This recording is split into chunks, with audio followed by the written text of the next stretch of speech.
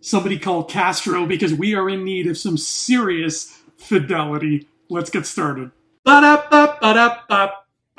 Hello, my friends. Welcome to Thumb Together TV. My name is Andrew Fantasia. Today we're going to be talking about Westworld Season 4, Episode 6, Fidelity Together. As usual, if you enjoyed this video, please feel free to give it a thumbs up and give some love to that subscribe button as well. This episode is not going to take long to talk about because it really covers just one significant event from a plethora of different angles, and that event is the, in one case, literal, in the other case, metaphorical reemergence of Maeve and Caleb in this future world to give hope to this rebellion. It's kind of like all of Star Wars A New Hope squeezed into this 58-minute episode. And yes, I said 58 minutes. We didn't quite get an episode this year that goes all the way to 9 o'clock, but goddamn, we finally came close. So I'm assuming the title of this episode is in reference to the fact that, like we saw back in Season 2 with James Delos having to go through all these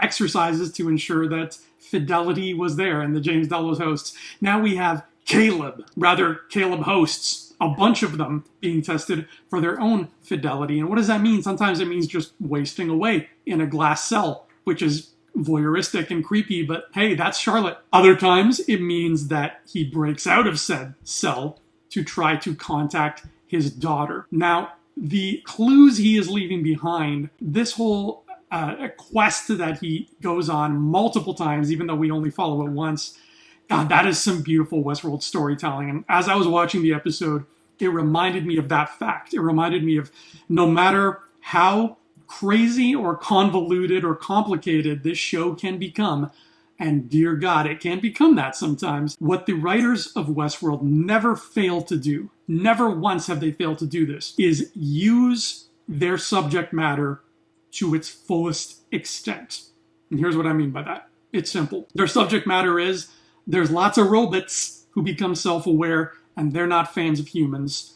And what does that all mean for humans and robots alike? And what these showrunners have done, what Lisa Joy and the Nolans and everybody else involved have done, is taken that subject matter like a piece of mouth-watering saltwater taffy, because apparently I live on the boardwalk and it's 1925, and they've stretched it out and stretched it and pulled it and massaged it and coaxed all of these different flavors from it while still never straying from the integrity of what that concept is. You will never watch an episode of Westworld that feels like it's squandering its subject matter. And this is a prime example of how they use it to great creative extents, because of course Charlotte would make multiple Calebs. Of course those Calebs, being Caleb, would try to rebel and escape and go reach the radio tower to try to contact Frankie. And of course they would fail multiple times because it's a difficult thing to do. And of course, knowing that they would be failing, they would leave clues behind for the next Caleb in line to try to get that guy just a little bit further. It's like playing a video game. It's like playing Super Mario Bros. 3,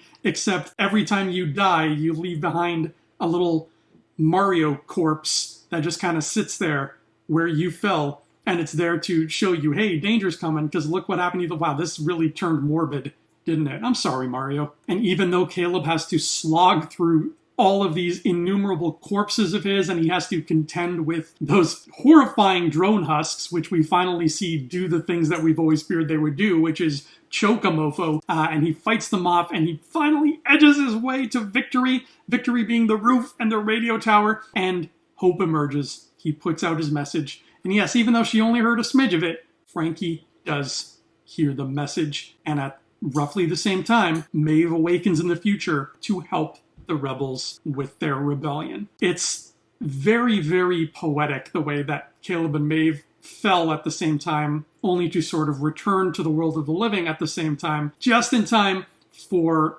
this group of rebels to be helped by them. In Maeve's case, physically, and in Caleb's case, spiritually and emotionally. It sucks that Jay got taken over off screen for more or less because he seemed like a cool character and he had that Daft Punk helmet. So sorry, Jay, you are gone. There's no more Jay. But I'm assuming there still are plenty of rebels, and Stubbs and Bernard are there too. So everything's going to be fine. They're going to have a great time. This is going to be the world's quickest rebellion. It's going to be totally easy. I shouldn't have said that. I jinxed it. Because even though this episode ends with an infusion of hope, like Caleb says, she didn't need to hear it. but I sent it anyway. It's just a very hopeful, joyous ending in an otherwise very bleak episode of a very bleak show. There are moments of the show that get covered in darkness, which were kind of cool. I mean, the darkness of losing Jay, who seemed like he was going to be an important character, that resonated. That left some marks on me. I didn't walk away from that unscathed, and I barely knew the guy. And also some great, darkly humorous moments. I think Charlotte Hale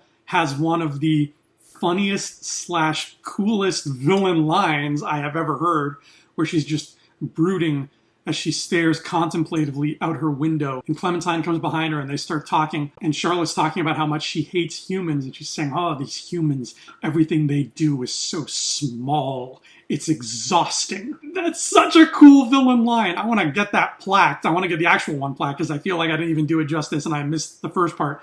And put it on my wall. And if anybody comes over, they'll be weirded out by it.